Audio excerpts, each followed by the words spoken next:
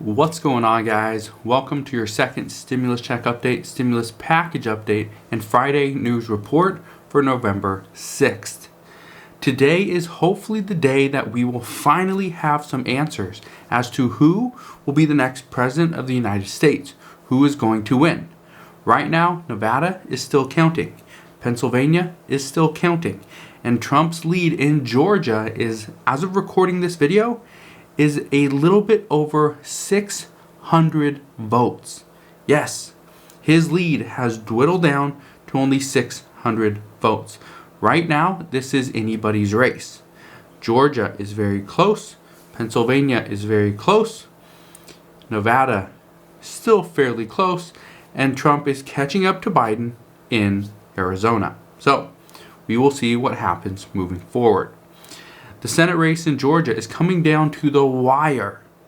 This is looking like we are going to see the final two senators. This is looking very likely that we will have to wait until January 5th to see who those next two senators are. Will they be Republican? Will they be Democrat? Will they be one Republican and one Democrat? We don't know. This is crazy.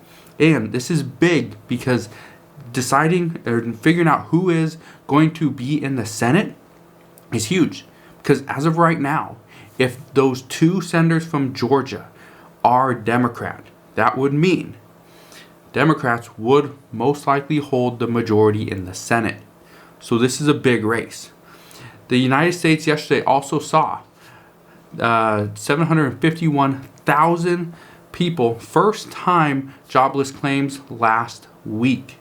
Okay, this number is slowly declining. However, it's also starting to plateau, and that is not great news for the jobs market.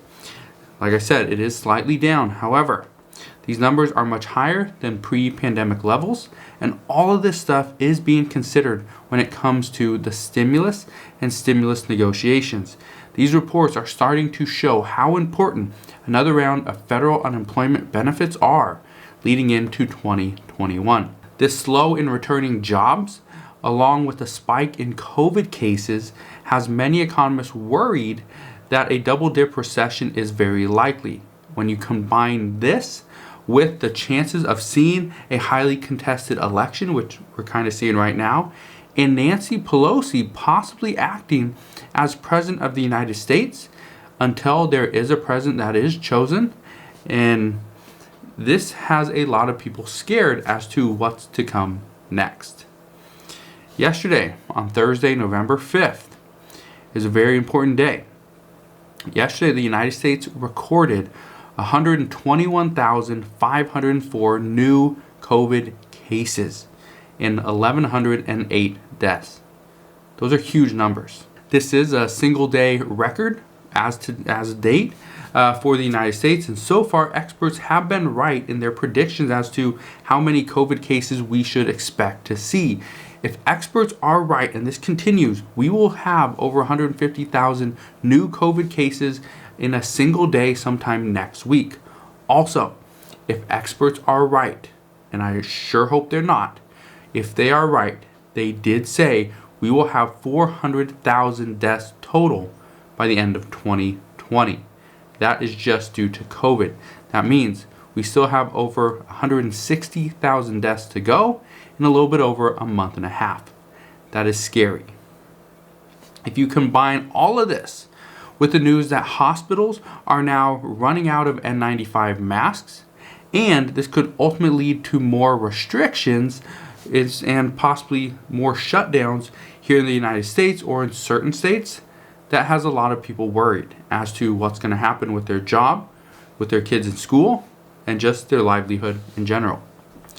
Now, how does this affect stimulus? First off, everything that I just mentioned affects stimulus. The jobs coming back affects stimulus. COVID cases affect stimulus. How long the pandemic is going to last affects stimulus. The presidential election, it really affects stimulus. And the Senate race, again, it really affects the stimulus negotiations. And really when we can start, how big the package is going to be and what will ultimately be included in it.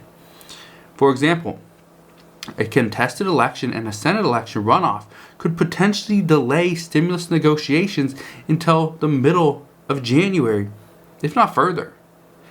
If we don't know who the president will be, then how will either side negotiate? How will either side decide to give in to another party's demands if they don't know if their party might hold the power sometime in January? Right now, that's where we are at. That's the problem we're having. Also, if we don't know who controls the Senate come January, then I highly doubt Nancy Pelosi will settle for a Republican proposal just yet, because right now the worst case scenario for Nancy Pelosi is that the Republicans remain in control of the Senate. That's worst case scenario. However, there is a possibility that Democrats will hold the majority coming into January. So right now, many experts are saying that the likelihood of stimulus, or for stimulus that is not aligned with Nancy Pelosi's thinking and her policies, it's probably not going to happen. However, there is still hope that a deal could be reached on standalone bills. But again, right now, this is truly the worst case scenario for all Americans. President Trump's economic advisor, Stephen Moore, said yesterday, Trump does not want the last thing he does in office to be a $2 trillion debt spending bill. We want Biden to own that, not Trump. And Nancy Pelosi is reportedly saying the exact same thing on her side. Nancy Pelosi wants additional debt to come in 2020 and not 2021, when potentially Joe Biden could be the president. She wants that debt saddled with President Trump, not Joe Biden. President Trump, on the other hand, wants that debt to go to Joe Biden and doesn't want his last act in office to be a large bill. But based on all reports, Republicans, specifically Republicans inside the Senate, would not support a $2 to $3 trillion stimulus package. They will lose a lot of support if that happens. Now, based on these two wants, what President Trump wants and what Nancy Pelosi wants, it is looking like the only stimulus that will come in 2020 would most likely be standalone bills, or a bill that is aligned with Nancy Pelosi's wants. That's what we know right now. This would only happen, again, this would only happen if Trump loses this election and the GOP remains in control of the Senate. Both of these outcomes still have not been confirmed yet, but we will continue to wait. We are waiting for answers. Like I said in a few different videos this week, is that I'm not here to give you political advice.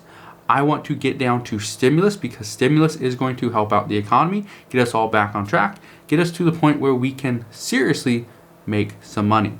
So that's my goal, is to talk to you about stimulus, not about who's going to be the next president and their policies. What experts are indicating as of right now is that standalone bills for certain targeted stimulus could still be an option, and probably the best move at this point. Now, hopefully we can get a comprehensive stimulus package that covers everything and everybody's happy and putting money back into the pockets of the American workers and the families, and giving bigger businesses the tax breaks and tax cuts and whatever they need. But we have to look at the individual as well. We can't just give billions and billions of dollars to an airline industry and not give money and fund the American people as well. We need to do both. So as of right now, what experts are indicating is that the standalone bill for airlines, roughly a $20 billion bailout to keep people working, is a must. We need the airline industry to survive.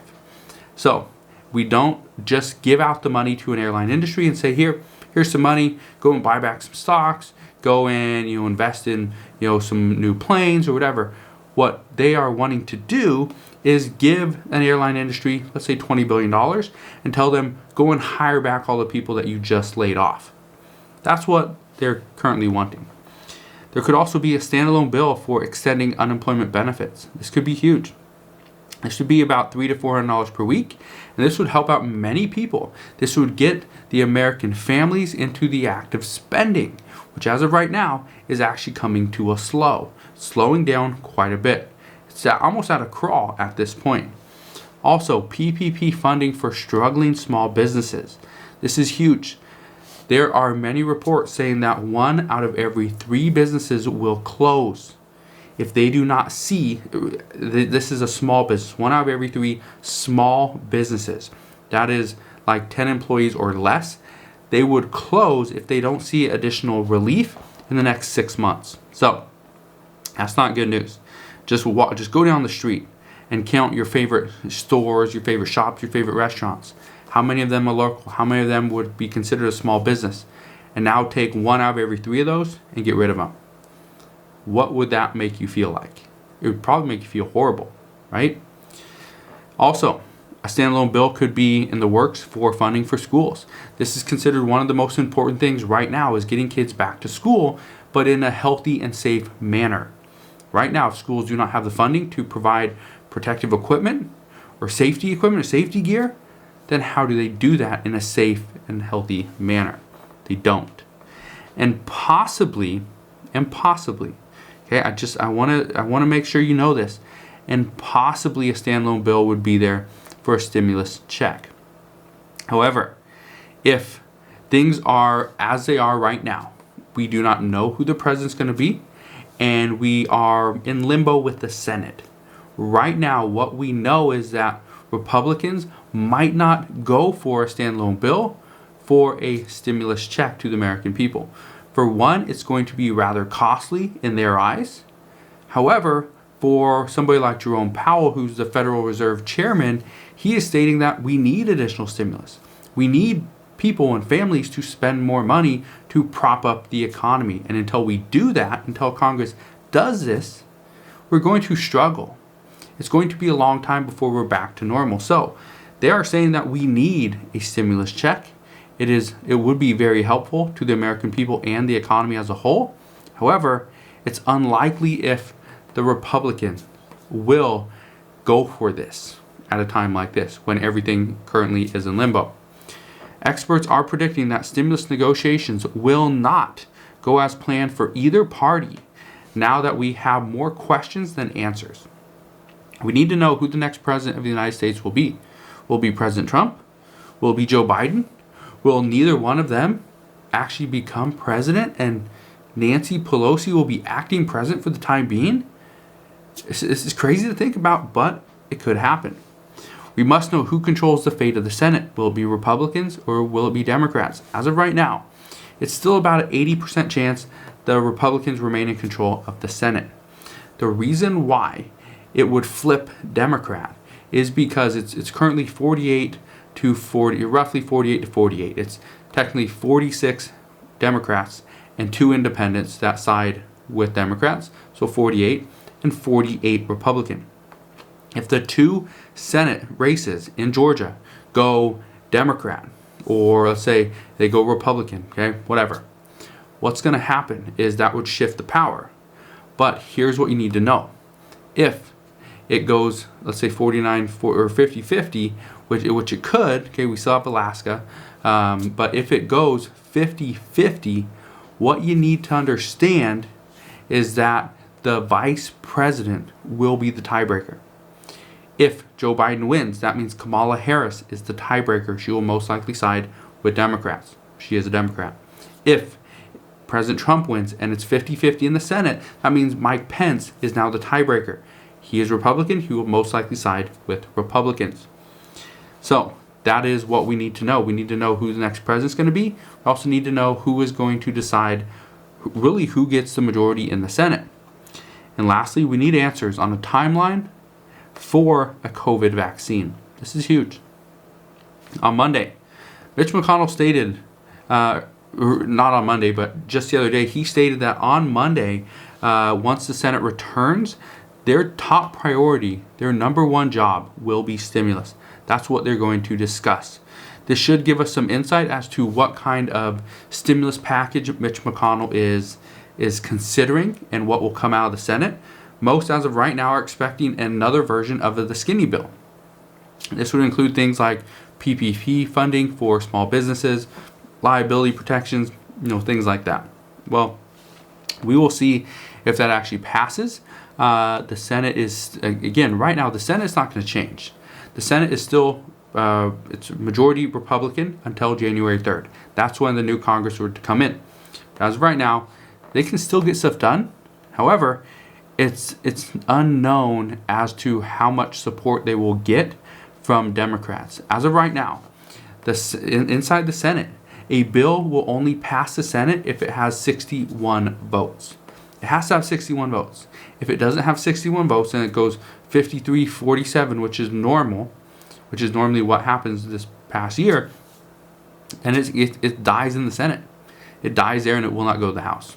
So, and lastly, we will hopefully have answers as to who wins the presidential races in Arizona, Georgia, Nevada, North Carolina, and hopefully Pennsylvania as well, sometime today, if not by Monday.